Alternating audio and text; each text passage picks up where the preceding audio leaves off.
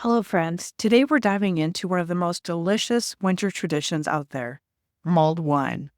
If you've ever walked through a Christmas market, hosted a cozy holiday gathering, or simply curled up with a warm drink on a chilly night, chances are you come across this spiced, soul-warming wonder. Before we get started, I'd like to thank our sponsor, LKN Connect, the go-to online magazine for connecting you to everything happening in the Lake Norman area. Local events, stories, and businesses that make our entire community special. Check them out at lknconnect.com. All right, what is mulled wine and how did it come to be? And best of all, how can you make it at home? Let's get into it next on The Short Pour.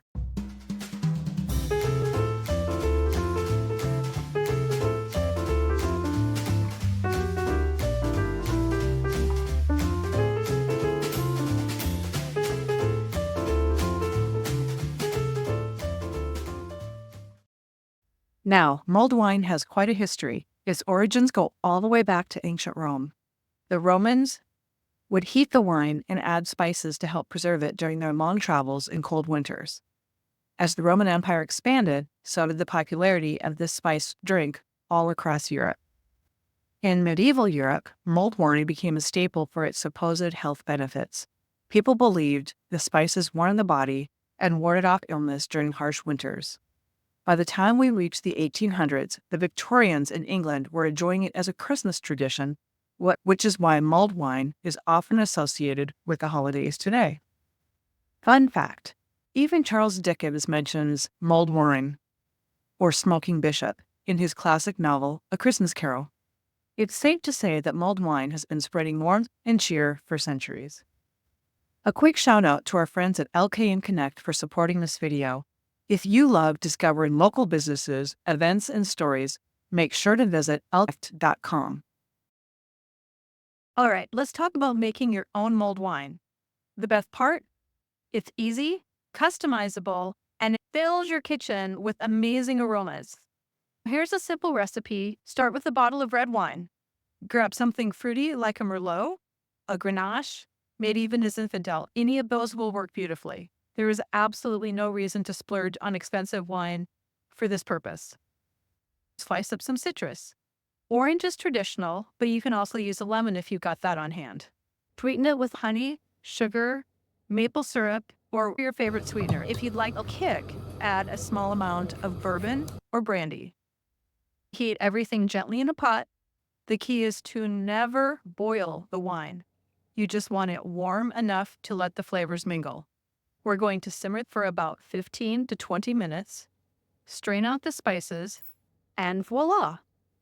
Now, if you don't have those particular spices just laying around your house, I did pick this up here locally. I believe this is a brand that is in most grocery stores. Here's another one I found at the local farmer's market. This one is Glögg, a Swedish version. The German version is Glühwein, which means wine that glows. We are getting some simmering. I'm going to test it. I'm going to leave it in just another minute. Turning it down.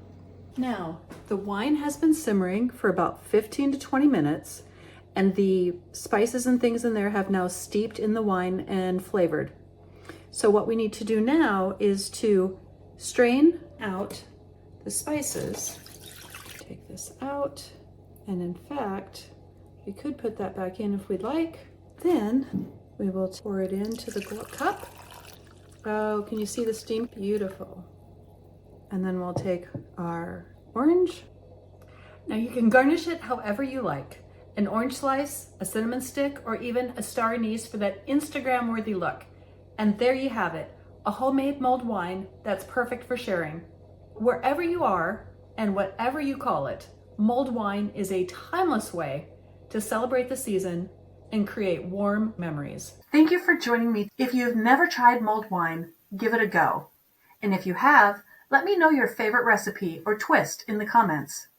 Thanks again to LKN Connect for sponsoring this episode and helping us spread a little extra holiday cheer. You can visit them at lknconnect.com and stay in the know with everything Lake Norman has to offer. I'm Ann Chalgren. See you next time.